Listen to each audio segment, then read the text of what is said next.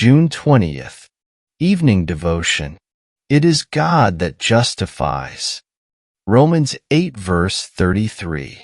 It would appear that there are two links in this marvelous chain, the purpose of God and its final consummation, both so remote and invisible as to bring the mind to a calm, unquestioning belief in certain doctrines of God's Word, which may more properly belong to the deep things of God.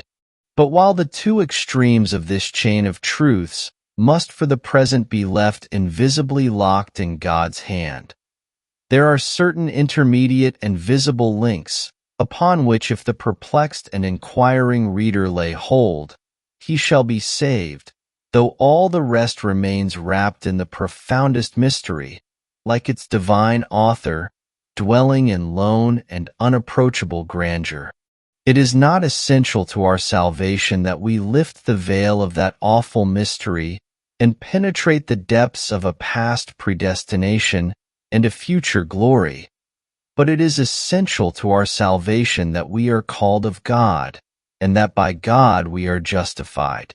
We may arrive at heaven without fathoming the awful profound of the one extreme, and with but twilight views of the magnificence spreading over all the other. But we cannot get to heaven without the Spirit's grace and Christ's righteousness. Grasp in faith and receive into your heart these two central and essential truths, and they will by and by lift you into a sunnier region, where all the rest will stand forth clear and transparent, bathed in the noontide splendor of heaven's own glory. It is God that justifies. We believe that by many this cardinal doctrine of God's justification is but imperfectly understood and but indistinctly seen in its results.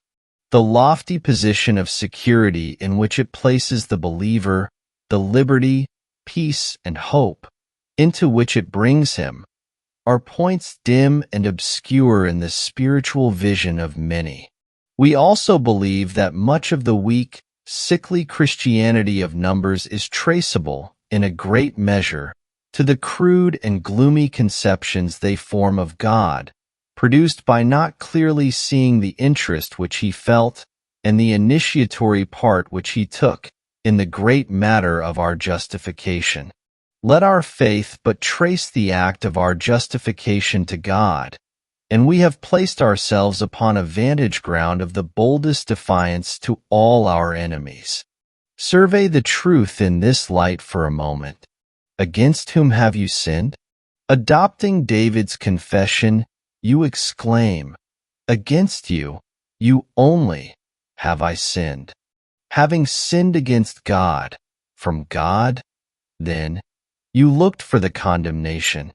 You had violated his law, and from the lips of the Lawgiver you waited the sentence. When lo, he declares himself on your side. Descending as from his tribunal, he comes and stands in your place, and avows himself your justifier. It is God that justifies.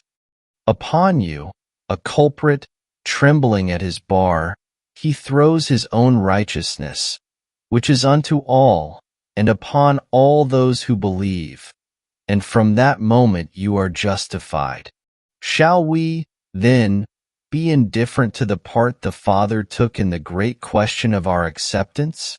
Shall we cherish the shy and suspicious thought of God, as if he looked coldly at us, and felt that in pleading for his mercy, we were infringing upon his righteousness?